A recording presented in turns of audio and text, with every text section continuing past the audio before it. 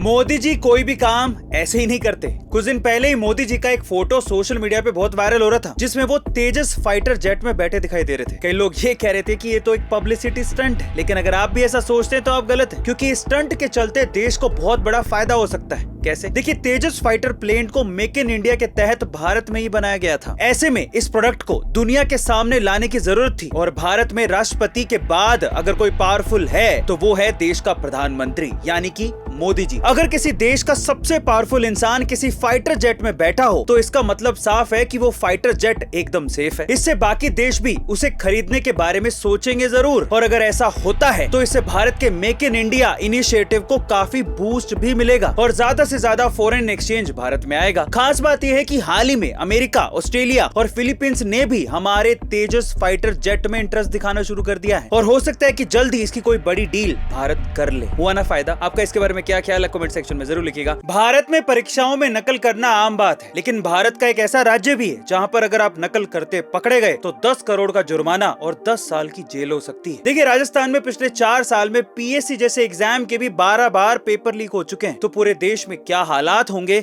ये आप सोच ही सकते हैं। नकल करने वालों के पर निकले हुए हैं, क्योंकि नकल पर कोई भी सख्त कानून बनाने वाली सरकार आज तक आई ही नहीं। पर उत्तराखंड की धामी सरकार एक ऐसा कानून लाई है जिससे नकलचियों के पिछवाड़े में आग लग जाएगी। कुछ दिनों पहले उत्तराखंड में 1,40,000 सरकारी नौकरियों के लिए वैकेंसियां निकली थी, लेकिन परीक्षा होने के बाद ये पता चला कि पेपर तो लीक हो चुका था, जिसकी वजह से परीक्षा को रद्द करना पड़ा। लेकिन इसकी नौबत अब दोबारा ना आए, इसलिए उत्तराखंड की धामी सरकार ने नकल विरोधी कानून बनाया है। इसके तहत नकल करने और कराने वालों को 10 साल तक की जेल के साथ 10 करोड़ रुपए का जुर्माना भरना पड़ेगा। साथ ही पेपर लीक करने वालों पर 10 साल का प्रतिबंध लगाया जाएगा। यही नहीं, नकलचियों पर गैंगस्टर एक्ट भी लगाया जाएगा और उनकी संपत्ति जब्त करने की भी बात की जा रही है। गाइस, आपको क्या लगता है कि आपके राज्य में भी उत्तराखंड जैसी नकल विरोधी कानून लाना चाहिए? कमेंट सेक्शन में जरूर लिखिएगा। वीडियो में दिख रहे इस शख्स जेकब ओराब ने इतनी महंगी घड़ी पहन रखी है ना कि जिससे कई देशों की गरीबी दूर की जा सकती है।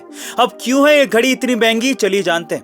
दरअसल ये शख्स मशहूर जेकब एंड कंपनी के मालिक हैं, और ये कंपनी प्रीमियम ज्वेलरी और लग्जरी घड़ियां बनाती है। इस कंपनी की घड़ियों को क्रिस्टियानो रोनाल्डो जैसे बड़े सेलिब्रिटीज के हाथों में देखा जा सकता है। इस कंपनी की सबसे मशहूर घड़ी का नाम है बिलेनियल टाइमलेस ट्रेजर, जिसे 425 फैंसी डायमंड से बनाया गया है, और इस घड़ी को बनाने के लिए लगभग 3.5 साल का समय लगा है। हैरानी की बात यह है कि भारतीय रुपयों में इस घड़ी की कीमत है 164 करोड़ 28 लाख 50 हजार रुपए। गाइस, इतने की तो सिर्फ घड़ी है। हमारे देश की राष्ट्रभाषा हिंदी है, ये तो आप जानते हैं, लेकिन मेरा सवाल यह है कि इस पूरी दुनिया में और कौन सा देश है जिसकी राष्ट्रभाषा हिंदी चुनी गई है? क्या आप जानते हैं?